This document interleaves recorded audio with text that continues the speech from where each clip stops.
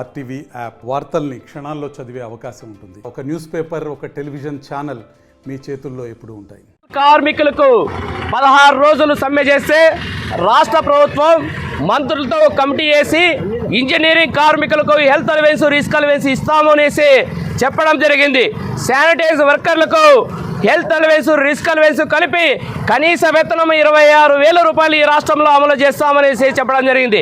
Under drainage కార్మికులకు health allowance, risk allowance కలిపి 24,500 రూపాయలు జీవో ఇస్తాము, మీరు సమ్మె విరమించండి అనేసి 2 రోజుల్లోనే జీవో సర్కులర్ ఇస్తామనేసి రాష్ట్ర ప్రభుత్వం హామీ ఇవ్వడం జరిగింది. రాష్ట్ర ప్రభుత్వం ఇంతవరకు కనీసం మంత్రుల కమిటీతో చర్చలు జరగలేదు.